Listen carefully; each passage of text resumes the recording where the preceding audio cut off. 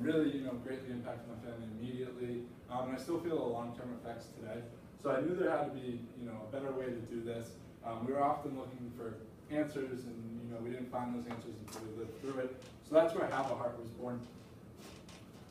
Have a Heart has three main objectives. The first objective is to help them with the grieving process. The second is to help these students afford a college education. And the third is promoting heart health. So the week my father died, I wasn't ready to go back to school. I was in 4th grade at the time. However, I was ready to go back to Little League. So I went back and played in my first Little League game. And at that time, it was just another game to me. But looking back, it was definitely part of my grieving process and a huge help to know I had my teammates' support, and it just really gave me an overall good feeling. So much so that the game ball is still at my dad's headstone today. And through research and other experience stories that we've heard, I'm not the only one sports have helped with the grieving process. Like Torrey Smith, who said, it's much more than us just being here after playing after his brother died. Or Brett Favre that said, what a great way to honor my dad. And Marty St. Louis, who said, deep down I know my mom would want me to play in this game tonight. So we feel that through sports, we can create a grieving community in the sense where, if they're active in sports, we can throw a fundraiser after their Little League game, or if they're huge Red Sox fans, for example, we can give them Red Sox tickets, just to get their mind off things. Another thing, I had tons of questions that my father died. Questions for a 10-year-old like, hey, Mom, are we still going to be able to live in this house? That's not something that puts you at ease, so we want to make like a fact sheet just to help with the grieving process. Through research, we've found that there's about 1 million college students just like me, and as Americans, we know college is tough to afford, especially when you lose a parent because it takes away half your income sometimes, if not more. So we knew we were on something larger with Have a Heart when we reached out to the American Heart Association, and they didn't have a scholarship for students that have lost a parent to heart disease. Upon further research, we didn't find anyone that had a scholarship for this market, so we knew we had to do something. So that's why Have a Heart, with the money we raise, will give scholarships to these students who have lost a parent to heart disease.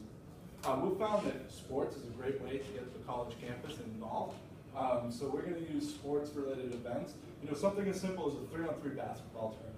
It's fun, it's competitive, and it's also a great way to just get the campus involved and raise some money. It also coincides with our other three objectives, like the last objective that Zach was talking about. Our last objective for Have a Heart is to promote a heart-healthy lifestyle. Believe it or not, 1 in 3 deaths are caused by heart disease. So the sooner that someone starts participating in a heart-healthy lifestyle, the less likely they are to have heart disease later in their lives. So sports is a great way to get people involved in having a heart-healthy lifestyle. So in the future, coming up this fall, we're playing a 3v3 basketball tournament on Quinnipiac's campus that will involve students, faculty, and members of the local community. Not only will this be a great way to raise money for Have a Heart, but we're also going to teach how to eat healthy and how to not only track your heart rate, but reach these goals to promote a healthy lifestyle. In the future, we want to have these events range to other campuses across New England and be able to bring athletes to these events in order to help bring more attendance. And we're going to do this through our professor who works for the Professional Athlete Institute of Transition in order to bring these athletes to the events to increase attendance. So Have a Heart is a proven concept that people want to get involved. They love this idea, they see the problem. This October we launched a crowdfunding campaign, and we were able to raise $12,000 in 55 days with a budget of $400. During that time we had 2 successful events, one being on our campus at Quinnipiac. By just selling t-shirts and bracelets, we were able to raise $2,000. So it's definitely something people want to get involved, and we feel like as soon as we add this sports aspect to it, we'll be able to raise more than that $2,000 at each campus we go to. So for 2014, we raised just about $15,000. Our sales of merchandise was $3,000, and the crowdfunding campaign was the big one of $12,000. For 2015, we look to increase our sales of merchandise to $5,000. Our sports-related events, we want to project $20,000 from that. And also becoming a nonprofit, it opens the door to tax-exempt donations from businesses and stuff like that, as well as other donors. So we want $15,000 coming from that. From that money, we want to give out, in this year, we want to give out 2 $10,000 scholarships and 2 $5,000 scholarships.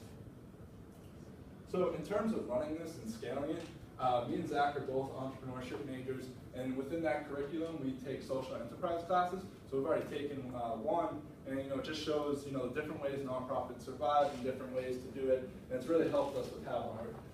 We've also set up a board of advisors. This started when my mom met this lady, Pam West, and she told her about the concept of Have a Heart, and she believed in it so much that she volunteered her time. She's a nonprofit business consultant, and she's grown a nonprofit called Unified Theater from just a high school project to a $90 million company. So, and then we have a crowdfunding campaign experience. Along with Pam, we've also found a nonprofit lawyer and accountant that believes so much in us that they're giving us their time and their expertise pro bono. So the first step is becoming a nonprofit, and that process is very much underway. The second would be to get sports-related events and then give out our first scholarship. Past that, we look to scale this. Once we find a model that works, we want to expand very rapidly. We want to use campus ambassadors, things like that, to promote this on other schools other than Quinnipiac. Something like the Yellow Ribbon schools for veterans, we want Have a Heart schools across the country, which would basically be if I were to give a scholarship to Little Johnny and Little Johnny goes to school in Wyoming and that Wyoming school is a Have a Heart school, that school would match that. So that's a way that we're going to market it and also scale this. Thank you. One question, great job.